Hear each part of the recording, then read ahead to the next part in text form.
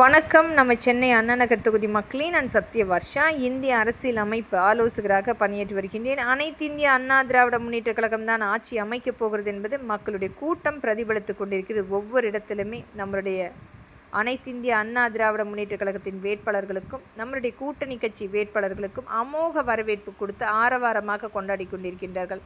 வருகின்ற ஆட்சி அமைப்பு அனைத்து இந்திய அண்ணா திராவிட முன்னேற்ற கழகத்தின் ஆட்சி என்று மக்களுக்கு என்றைக்குமே துணையாக நிற்கின்ற ஆட்சி அமைப்பு நம்முடைய அனைத்து இந்திய அண்ணா திராவிட முன்னேற்ற கழகம்தான். ஒவ்வொரு இடத்திலுமே நடக்கின்ற குற்றங்களுக்கு எதிராக மக்களுக்கு துணையாக நின்று ஒரு நல்ல ஆட்சியை முழுமையாக கொடுத்திருக்கிறது ஒவ்வொரு ஆட்சி அமைப்பிலுமே.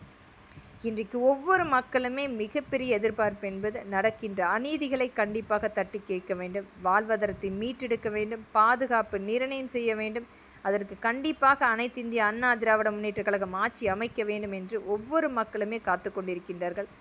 கடந்த 5 ஆண்டில் நடந்த அநீதி என்பது குழந்தைகளுக்கும் பெண்களுக்கும் ஒரு 18,000 குழந்தைகள் கற்பழிக்கப்பட்டு 35,000 பெண்கள் கற்பழிக்கப்பட்டு வழக்குகள் பதிவு செய்திருக்கின்றார்கள். வெறும் வழக்காக மட்டுமே.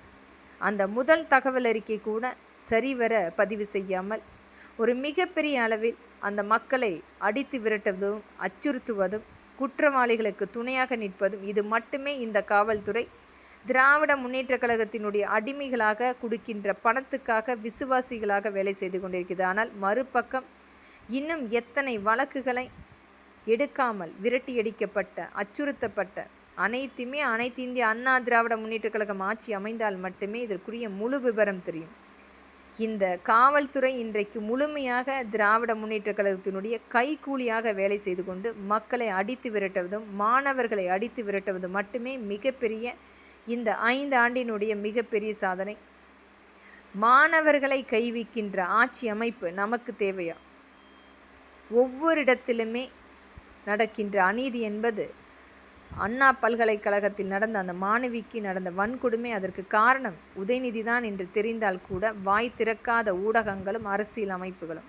உச்சநீதிமன்றம் கண்டிப்பாக இதுக்கு தகுந்த நடவடிக்கை எடுக்க வேண்டும்.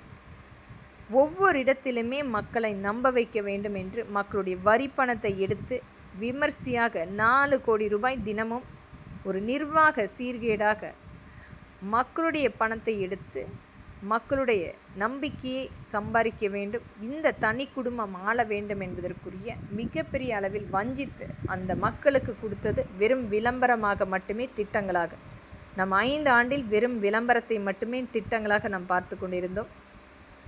அதிலும் ஒவ்வொரு மாவட்ட ரீதியாக இவர்களுடைய ஆளுமை கொண்டு போய் சேர்க்க வேண்டும். அந்த வளமுள்ள மாவட்டத்தை கைப்பற்றி சரகேட் பிஸ்னஸாக பினாமி நிறுவனங்களாக மாற்ற வேண்டும் என்பதற்குரிய செயல்பாடு என்பது ஒவ்வொரு இடத்திலுமே அங்குள்ள தொழிற்சாலை மற்றும் விவசாய நிலம் தரிசு நிலங்களை முழுமையாக பினாமி நிறுவனங்களாக பினாமி இடங்களாக மாற்றிக்கொண்டிருக்கின்றார்கள்.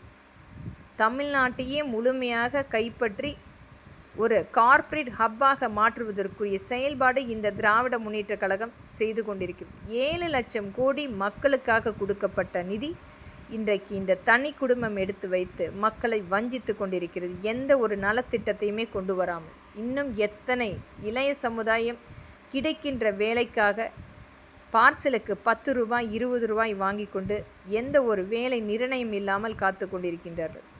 இன்றைக்கு நம்மளுடைய அனைத்து இந்திய அண்ணா திராவிட முன்னேற்ற கழகத்தின் தேர்தல் வாக்குறுதியில் ஒவ்வொரு மக்களுக்குரிய அந்த மக்கள் எந்த விதத்திலுமே அந்த வாழ்வாதாரத்தை இழந்திடக்கூடாது என்பதற்காக, அதிலும் இளைய சமுதாயம் இன்றைக்கு ஸ்விக்கி போன்ற நிறுவனங்கள் வெறும் தற்காலிக முகவர்களாக இந்த இளைய சமுதாயத்தை நியமித்து வேலை வாங்கி கொண்டிருக்கிறது. அனைத்துமே மாற்றப்பட வேண்டும். அந்த மக்களுக்குரிய வேலை வாய்ப்பு, அந்த விபத்து காப்பீடு மற்றும் மருத்துவ காப்பீடு, ஓய்வூதிய திட்டம் அனைத்துமே கிடைக்கப்பட வேண்டும் என்று ஒவ்வொரு சமூக மக்களுக்குமே ஒவ்வொரு திட்டங்களாக கொண்டு வந்து முழுமைப்படுத்தி இருக்கின்றது. மத்திய அரசு நமக்கு கொடுக்கின்ற சலுகைகள் கூட இந்த திராவிட முன்னேற்ற கழகம் நிராகரித்து, அதுவும் பெண்களை எந்த விதத்திலுமே அங்கீகரிக்கக்கூடாது என்று நினைக்கின்ற இந்த திராவிட முன்னேற்ற கழகத்தை விரட்டியடிப்போம். வாக்களிப்பீர் இரட்டை இலை சின்னத்துக்கும் நம்மளுடைய கூட்டணி கட்சிகளுக்கும். நன்றி மக்கள்.